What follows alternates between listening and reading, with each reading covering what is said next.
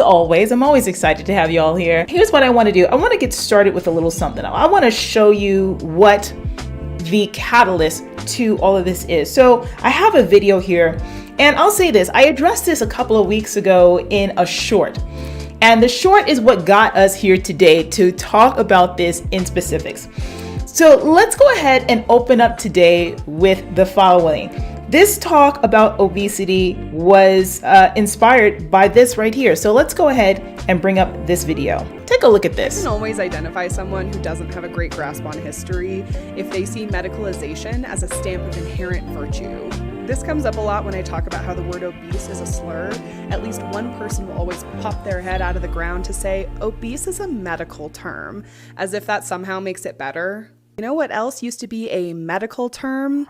Like a lot of bad shit we don't say anymore, because we realized it was stigmatizing as fuck and it actively harmed people. You can Google them, I'm not gonna say them here. Science and language are both constantly evolving and updating. The medical establishment is not exempt from this. If anything, it's actually a particularly strong example of how this happens. We don't need to look too far back into history at all to see how medical terminology and practices change. For example, homosexuality is no longer diagnosed as a mental illness. Female hysteria is not something that's diagnosed anymore. Cocaine and heroin are no longer prescribed as anesthetics or cough suppressants. Lysol cleaning spray is no longer used as a douche. We don't perform ice pick lobotomies anymore. And doctors no longer advocate for the health benefits of smoking cigarettes. Oops. More importantly, when a marginalized group tells you that a word or practice harms them, you can just go ahead and believe them. All right, so that is what sparked the controversy online. And I wanted to just go ahead and go through that just very quickly, just to give you the little introduction to that. And we're going to break apart what she has said. Now, there's going to be a couple of parts to today's discussion. And like I said, for me, I like to have discussions that are rooted in fact, that are supported by evidence, but also take the hard conversations and throw it on both sides as devil's advocate. So here's what we're gonna do. All right, the first thing that I want you to keep in mind as you're watching this video is I want you to gather your thoughts, especially after I presented all the evidence, like it's a court case, right? I want to present all the evidence to you, all right? And then I want you to join in the comments below to get into the discussion, to tell me what you think. After hearing everything I have to present to you today, we're going to be talking about 3 specific things today. Number 1, we're going to tackle whether or not it is truly possible for someone who is obese, someone who is medically obese, if it's possible for them to actually be healthy. Now, you hear this all the time. You hear people who are classified as obese saying, hey, look, that's good and all, but I am actually a healthy person. What does the science, what does the data say? Can you be obese and healthy? That's the first thing we're going to look at. The second thing that I want to do is I want to take a step back and I want to go ahead through what she said. We're going to go through this video again, and I want to present to you what my thoughts are on this as a fitness professional, because like I said, I have been in this for a long time. I've been in fitness for a long time, and I am of the thought that obese is a medical term. However, she did bring up some good points about terminology within the medical field that has been changed over the time due to social norms. Is that correct? And I want to also take a look at some words that people who are classified as obese want to be called instead of obese. And then the third thing that we're going to look at, because I like to give solutions, I want to go ahead, and if you're someone who is dealing with obesity, if you know someone who is obese and you want to have that conversation with them about why they need to get healthy, we're going to start to lay the foundation for that today in this video. You guys, it is going to be jam-packed. So if you are here for the very first time, I want to welcome you. My name is Roxy Beckles. Here on my channel, we're all about empowering you to go ahead and use weight training and bodybuilding as a means to like rewrite your story, change your life, and inspire your fitness journey, especially for my women. I like to say, for you ladies out there, I don't want you to be afraid of lifting weights. I don't want you to be afraid of really doing what it takes to change your body and get healthy. And we do what we call looking fit, fine, and feminine, honey. That's right. Now listen here. We are also about 4 things that I want you to keep in mind through all of our discussions. Fitness is not just about how you look. Fitness is so much more than that. And we love to talk about the 4 pillars of fitness: physical, mental, emotional, and spiritual. So if this is your first time here, baby, you better go ahead and boom, subscribe to the channel right now, and make sure that you hit the bell notifications. You set it to all notifications so that way you do not miss a single thing.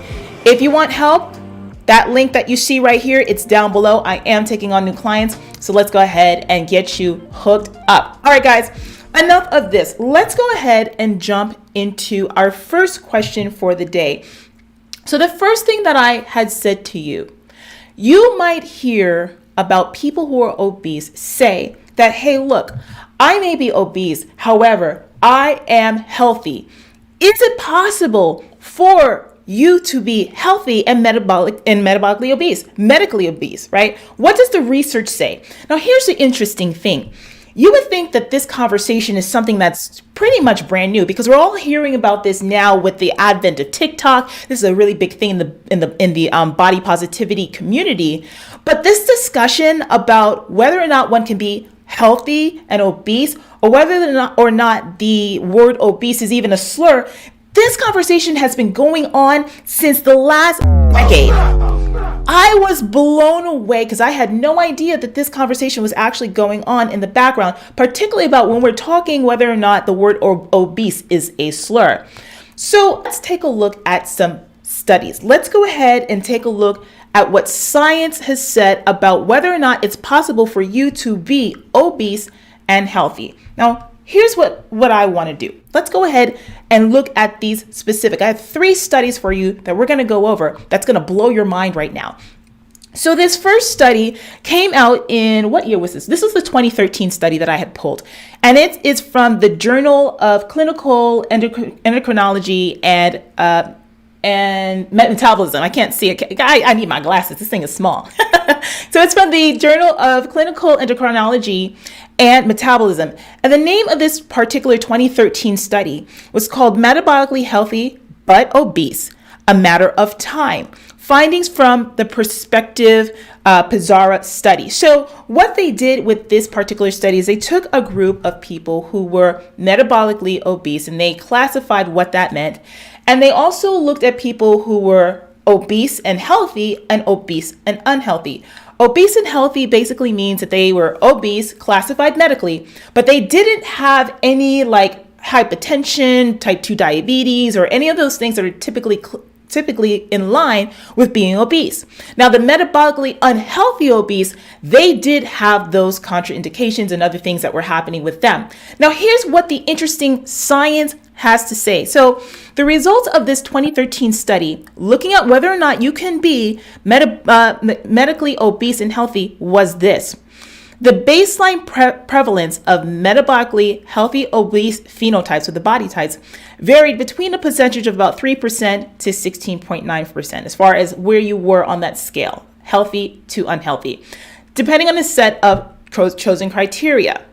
Metabolically non-healthy obese subjects were at highest risk for becoming diabetic after 11 years of follow-ups.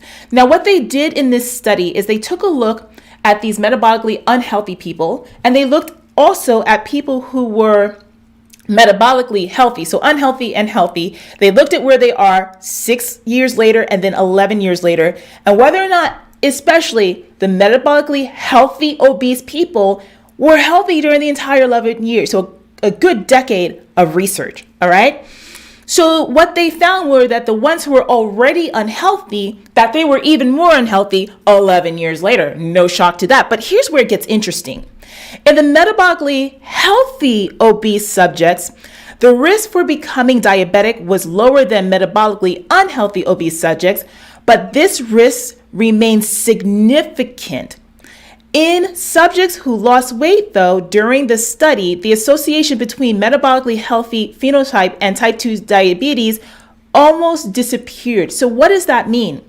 When they did this study and they looked at the people who were obese but healthy, they found that they still had an increased risk by 6 and 11 years later to be unhealthy and to have contraindications like type 2 diabetes, hypertension, high blood pressure, which is hypertension, heart failure, and more.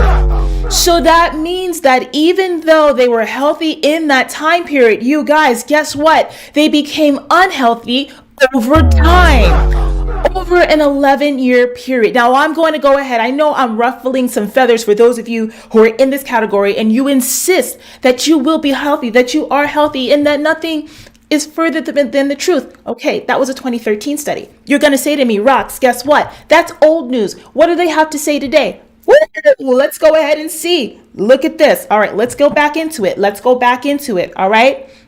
So the next study we're going to look at, again, these were things that, again, I'm not making this up. These are things that were taken from the medical community and really looking at this issue, because the obesity epidemic in America and worldwide is careening out of control. Our kids are obese, adults are obese, people are dying from obesity, and you got these folks out here in the fat acceptance movement and the body positivity movement trying to tell you that you are okay the way you are. And we're going to talk about that a little later, because, honey, there's a different story that I want you to listen to. So let's go back into this. So this next study came out in 2020, and it was in the Endocrine Review's journal. And the name of this was simply Metabolically Healthy Obesity. And again, they were looking at whether or not it's possible for people who are considered metabolically obese to be healthy, especially in the long run. So let's take a deeper dive into this. So, obesity contributes to reduced life expectancy, impaired quality of life, and disabilities, mainly in those individuals who develop cardiovascular diseases, type 2 diabetes, osteoarthritis, and cancer. We talked about that in another video, the effects of obesity over time and all the diseases that are related to that. All right, cancer being one of the ones that a lot of people don't even realize. However, there is a large variation in the individual risk to developing obesity-associated comorbid diseases that cannot simply be explained by the extent of body fat that you have, adiposity. Biological mechanisms underlying metabolic, I'm just going to call MHO. Okay, when you hear me say MHO, medically healthy obesity, that's what it is. Okay, so biological mechanism underlying MHO, lower amounts of ectopic fat, so the visceral fat around the abdominals, and higher leg fat deposition, so higher amounts of fat in the legs, expandability of subcutaneous adipose tissue, so the growing basically of subcutaneous under the skin fat, okay, subcutaneous adipose tissue, preserved insulin sensitivity, so these people had insulin sensitivity that was okay, and beta cell function, as well as better cardiorespiratory fitness compared to unhealthy obesity. So that's a lot of medical stuff. What the heck does that mean? So when they're looking at what MHO is signified as on a medical basis, okay, this is getting very heady, but I'm going to put it out there for you science heads out there. Again, they have visceral fat. They do have fat deposits throughout the lower body, the lower extremities. They do have additional body fat under the skin subcutaneously. They do still retain insulin sensitivity. That is a big one. When you are unhealthy, your insulin resistance goes up, and so does your chances of having prediabetes and diabetes. So these people actually do have insulin sensitivity still, and the beta 2 cell functions are still running and rolling. And a lot of the beta 2 cells have to do with how your body releases fat. It has to do with metabolism and a couple other things. And their levels there are normal. Those beta 2 cells actually still react to things metabolically healthily than people who are unhealthy. Did you get all that? All right. So that's what MHO is. When you hear people say that, that is what it signifies. Okay. So yes, you can absolutely be overweight, obese, and healthy. That's the answer. Now here's where it gets twisted. We're going to go on. So what this study went to look at after it said that, okay, this is possible, but something else started to happen. So whereas the absence of any kind of metabolic issues may reduce the type 2 diabetes or may reduce these people getting cardiovascular disease, that the thing is that at the end, it is still higher in comparison to healthy and lean individuals that they will develop this at a later time. So you can be metabolically healthy, and even though you might have levels that are similar to those who are lean and healthy, and you want to use that as a comparison, over time, your risks are higher for developing those diseases, okay? Now, in addition, MHO seems to be a transient phenotype, further justifying therapeutic weight loss attempts. What the heck does that mean? That means that all those people who are saying that I am metabolically healthy and I am obese, it is not a permanent body type. It's not a permanent situation that's going to keep throughout your life. It's transient. So this 2020 study said that eventually you will lose control. It's important for people like me who are fitness professionals to have these kind of conversations with you guys. Why is it important? Because there's too many people blowing smoke up your rear end who will tell you what you want to hear, but not be truthful. And that's a dangerous thing. The truth of the matter is that yes, and those of you who don't like to hear this, yes, you can be medically obese and still be healthy. But the sad part is that you will not be able to hold that health for very long. In the end, this condition, this body type will catch up to you, and you will develop diabetes.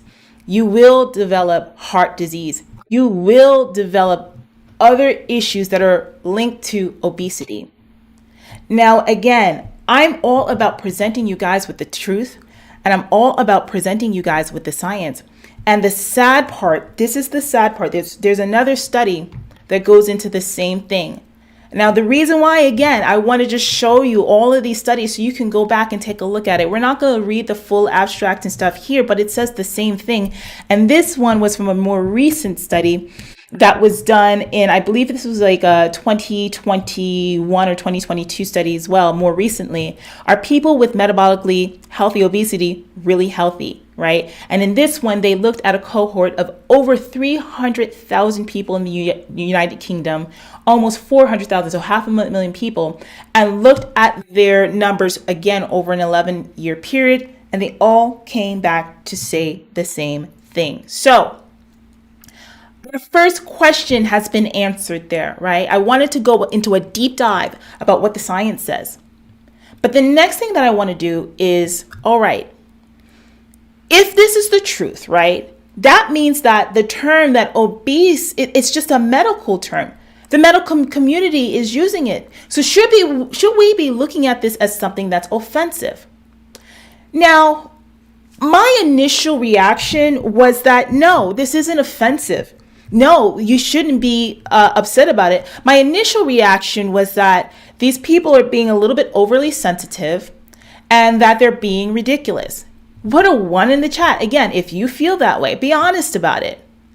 But then the woman who had, and I forgot exactly what her handle is on the TikTok and stuff like that. But when I was looking at what she presented as far as the medical community changing terms throughout the years, I can kind of see where she's coming from. So I want to play devil's advocate for a moment. Let's go back and take a look at her video, and let's go and piece it together. Let's take apart all of her points step by step and see if we think she's right. All right. And I'm going to give my opinions on this. And then the next thing that we're going to do to wrap this up is what someone who may be in the position of being MHO, what's the next step? And how do you change yourself? How do you remove your feelings and emotions from being labeled or classified as obese so you can do what you have to do to change your body? Because here on this channel, we're all about changing your lives, baby. So let's go back to this video, all right? I see those ones coming up in the chat that you guys really feel that, you know, this is not a slur. But let's see what she has to say. Let's see what what is her name? I think her name is Hannah. Hannah talks about bodies. That's her name on TikTok. So if you want to see her, check her out there. Please be respectful, okay? So let's go back. Identify someone who doesn't have a great grasp on history if they see medicalization as a stamp of inherent virtue. This comes up a lot when I talk about how the word obese is a slur. At least one person will always pop their head out of the ground to say, obese is a medical term, as if that somehow makes it better. You know what else used to be a medical term? Like a lot of bad shit we don't say anymore. Excuse the, for those of you that are a little sensitive, excuse the vulgarity. She's going to go into some stuff right here.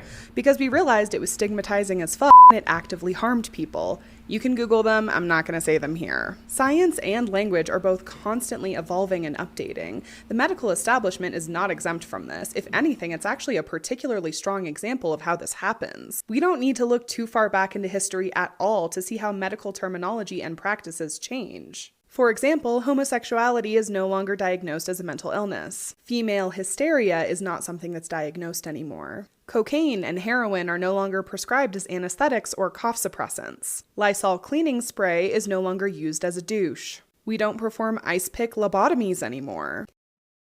So she's got some valid points though, right? So the medical community, I mean, if we're going to be honest, has always used words and terms that were deemed, in our terms today, offensive. The medical community has used words throughout the years that have really pigeonholed people and kind of, I guess, like we're kind of discriminatory. And I can see her point with that. But the question is, I don't know, like I kind of have the reason why I have an issue with that, with what she said, is because like cocaine usage and Lysol, I mean, those things actually are drugs that affect the body in ways that are obviously addictive, and ways that are obviously dangerous. But we're talking about every single one of the points that she brought up were kind of medical procedures, except for when she talked about homosexuality and the relabeling of that. But everything else, like that she was talking about, were more medical procedures, things that were done to people, lobotomies, right? Usage, they stopped using Lysol on patients because obviously that's something that can ruin a woman's body if you're using it as a douche. Cocaine in cough syrup and cough medicines and stuff like that. They stopped using that because obviously those things were addictive and there were problems with drugs and all that other stuff that they classified it and got it out of the way. But we're talking about a term here. So is it the same? That's the question I want you to answer below. Now, what I think is going on here, it's more about a matter of emotion and how people are feeling when they hear that. When someone goes to the doctor and they're being called obese, obviously this is something that's not going to feel good. This is a label that has a lot of negative connotations. When we think about people in society and how overweight people are treated, they're seen as lazy, they're seen as sloppy, they're seen as people who don't take care of themselves, right? So there's a whole stigma that goes with that, that's more about labeling from the outside perspective, right? So does she have a point? But here's the other question I want to ask, and this is what I want you to answer in the comments. We want to have an open discussion about this. I really feel that they can change the name, they can do whatever they want, they can relabel it, they can rename it, but it doesn't change the fact that at the end of the day, that we're still dealing with someone who's living with obesity. The fact that at the end of the day, that no matter what you label it as, no matter how many times you change the name of what's going on medically, that over time, study after study after study after study has said that you've got to change your ways, baby. Otherwise, you're going to be going through smoking cigarettes. Excuse me, let's stop that. Otherwise, you're going to be going through comorbidities later on. So, who's right? Right? Who's right? Let's continue on with what she has to say. Oops. More importantly, when a marginalized group tells you that a word or practice harms them, you can just go ahead and believe them. All right, so that's what she ended it with, right? So the reason why she's saying that the name needs to be changed is not because of anything outside of people's emotions and feelings.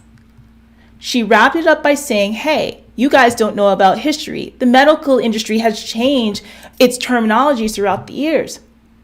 But the reason why we wanted to change is because, well, we don't like the word and it makes us feel bad, right? Should the medical community kowtow to that? What are your thoughts?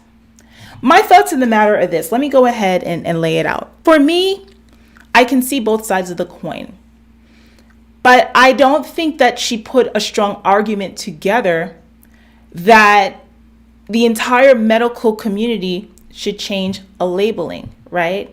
Because you have people that are obese, you have people that are morbidly obese, you got people that are underweight, it's a classification. So in my idea, I don't think that it necessarily needs to change, because you can keep on changing it. You can keep on doing whatever label you want to call it. And it doesn't matter, because at the end of the day, people are not going to be happy. How many times will we have to change the name in order to satisfy the general public? The other major issue that I have is that, once again, when we're looking at this stuff, is that it's kind of like covering up reality. People who don't want to hear that they're not in a state of health, trying to cover it up and kind of push it over and push it out the way. The TikTok era, the social media era, is all about illusion and disillusion. It's about delusion, sorry. So social media, in the times that we're in right now, with all of this body positivity, fat acceptance, again, it's putting out there for folks to be in a deluded state about how they really are, their health and more. And that I see as a major problem. What are your thoughts? Put that down in the chat. We had a super chat come in from JJ Joe 4040. What's going on? 100% underlined twice. You agree. I appreciate that. JJ, after this broadcast, go down and put your thoughts in the comment. I want to hear what you got to say. Future says, all that being said, nobody should ever be treated differently or poorly because of their weight. We have to separate a medical term or doctor's term from being treated poorly. And you know what, Future? You're absolutely right. You're absolutely right on that. And I agree. The conversation should be more around being respectful for people. But you know what, though? We are in such a time where social media, folks don't do that. They don't care about that. People are so disrespectful today. They think that they can come out and say anything that they want to people, and that you're just supposed to sit there and take it. So we're in such a crazy time. But this is what I want to say to those of you who happen to be, someone who is dealing with obesity. If you're someone out there who happens to be labeled obese and you don't feel good about it, I want to say this. Number one, you are important and you matter. Now, those of y'all who are sensitive to all this kind of talk, y'all shut up for a second. I need to go talk to my folks right now that are looking at me for answers. You matter. I always say something when I talk about to my clients. And one of the rules in Rockstar Fitness is this. You have to embrace where you are in the present, even as you look towards the future of what you're going to become. You cannot change yourself if you're sitting around hating yourself. All right? Nothing positive comes out of negative thinking, negative emotions. You've got to embrace who you are, all right? As in scripture, because y'all know that I'm very much about my faith. You are fearfully and wonderfully made, all right? But that doesn't mean that you want to sit and be complacent. You got to get up and you got to change yourself, especially if you're someone who's got kids, you got a family, right? Or if you want that for yourself in the future. And even if you don't, if you have others in your life who depend on you, people that are looking at you for inspiration, you got to put your health first. You got to think about that. You got to make it matter, right? The studies have shown that you got to get up. You've got to lose the weight, because you are going to see the effects of this down the line, no matter how healthy you are right now. And guess what, my dear? It is 100% up to you to change that. All right. It is 100% up to you to be responsible for yourself. And no one can do that but you. Woo, I just went off. But I always want to end off our broadcast with something positive. All right.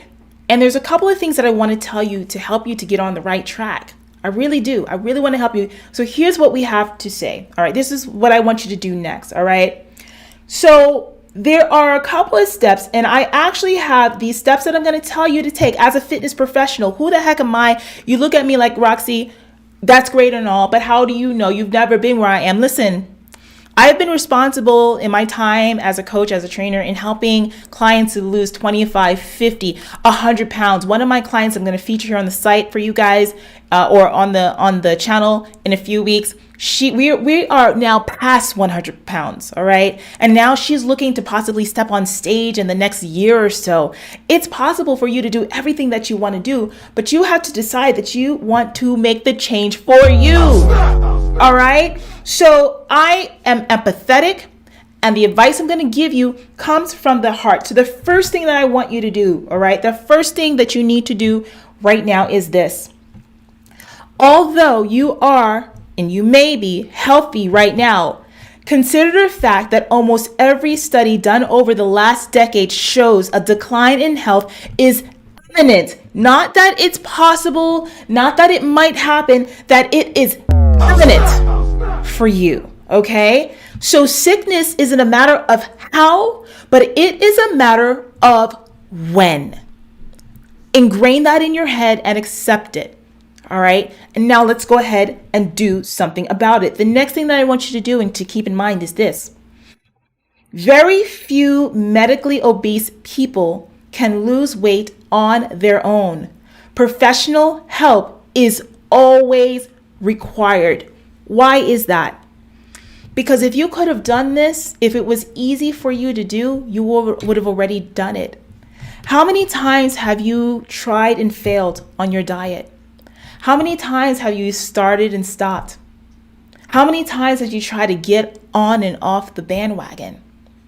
At what point are you going to step back and stop the insanity, right? And you can't just work with anyone. You've got to work with people who understand your situation and who are empathetic to your situation, because there are some trainers out there who are just nasty and rude and mean. And they have no heart, they have no empathy, they have no compassion for where you are. You got to work with people who care about your results and will respect how you feel in this process. And I say this again as someone who's done this over and over. And I have seen and heard my clients tell me stories about how abusive some trainers have been to them. My fitness professionals out there, be kind.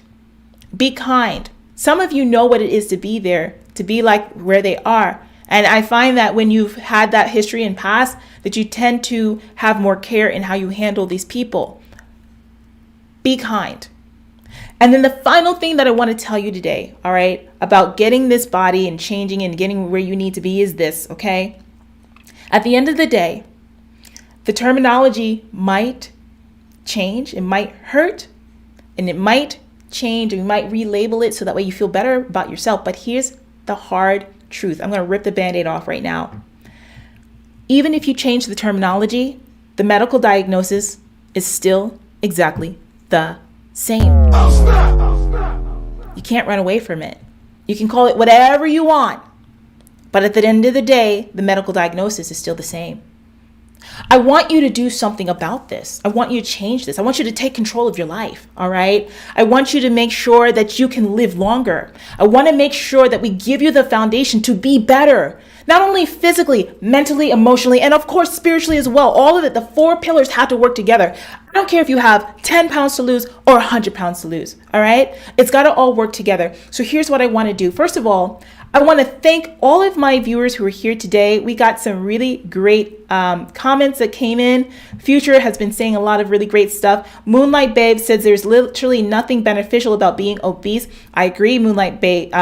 Moonlight Babe. There is nothing about it, but again, we want to make sure we have empathy and compassion for people, but we got to rip off the Band-Aid and say what it is. Now, I want to tread on something lightly that you just said, Moonlight Babe, that obesity equals gluttony, which is one of the 7 deadliest sins. And you're right. Now, here's the thing.